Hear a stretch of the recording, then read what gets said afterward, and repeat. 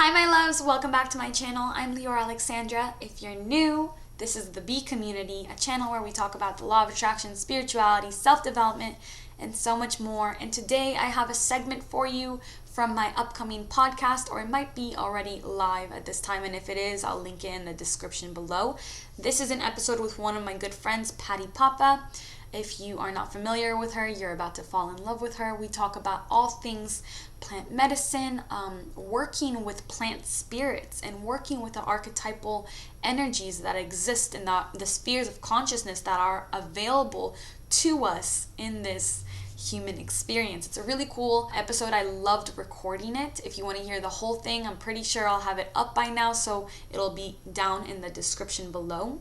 And without any further ado, here's a little segment about what we talked about. You know, the main part of the conversation that I really wanted to talk to you about. So when you tell me a story about working with a plant spirit, and I've heard many of the stories, which are awesome, you always attribute very specific characteristics like personifications to each plant. Mm-hmm. So I'm curious, you just said, you know, this one plant started to show up for you in Vegas. How do the plant's consciousness show up for you? How do you experience that? For me, it feels like almost my own voice in my head, but it has a different energy to it. It's a different, like, I know it's not my voice, if that makes sense. It's like I'm hearing someone else talk in my thought process. And so the more that I listen, the more I'm able to hear. So it's just like a practice. So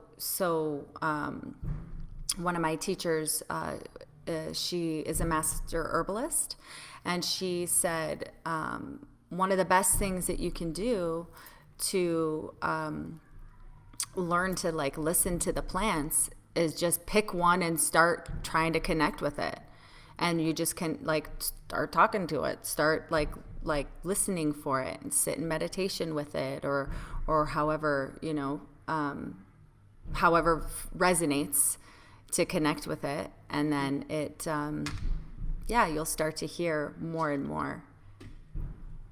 It's just kind of like your own inner intuition. Mm-hmm. The more that you listen, the more you quiet, and the more you listen to yourself, the more you can hear that intuition. Yep, and I think that for me, the same thing happens with gods and goddesses, with those kind of archetypes, with those energies. The more I listen, the more I quiet, the more I can hear them. Mm-hmm. So that's a beautiful, and I think that, so the way that it shows up for you is very similar to the way that the planets show up for me.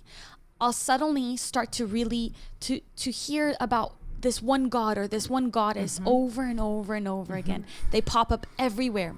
Their symbols are everywhere. They'll be on street start signs. To feel everywhere. Yes. Fully. I feel the more I see it that I'm like, okay, I see you right now. It's the goddess Persephone is knocking on the door of my consciousness. Nice. I don't know much about her yet, but she's been trying to talk for a while now. So once I let her in, once I'm like, okay, let's work. What can I learn from you? What can we do over here? And then basically I just kind of let that energy guide me and lead me, and I study her myth. So if a plant shows up for you, what are the steps that you take to start bringing it more into your life, to allowing it more into your life, and to start working with it? Yeah, typically what I would do is I would go and do something called a dieta, where you connect with the plant every day, and you limit the foods you eat, the activities that you do, and the people that you surround yourself with. Some people go to the jungle and do them in complete isolation, where they're like in a tambo, or a hut basically, and they don't see anybody except the person that brings them food, and then they come out for ceremony. But other than that, they don't do anything. I have yet to do that. So some people that are really super traditionalists would be like, she's never even really done a diet. But my last diet just threw me for a loop. And so I'm feeling like I'm starting to get ready to maybe have another diet in the future. But I wanted to really start to learn about cacao before my women's retreat that I had a couple of weeks ago. And so I just started drinking her. And when you, like, for me, like, if I'm going to start connecting, I do like a soft intro is what I've been calling it, is before anyone's awake in the house, I will make the tea or cacao in this instance, and I'll sit with hape, which is a tobacco medicine, and tobacco helps to call in the spirit of the plants, as well as he's there for protection and many other beautiful things that hape does. And so I'll sit with hape, and then I had my cacao, and I just would sit in silence and close my eyes and just feel her essence come in. And the more dietas that I do, the easier that becomes. So the first time, my very first diet ever was very much like I would drink the tea and I'd be like, okay, but it was not quite as easy. You know, I've been honing in that skill for a little while. So, but yeah, I just sit in silent meditation with whatever plant, whether it's sage or rose or cacao or something else.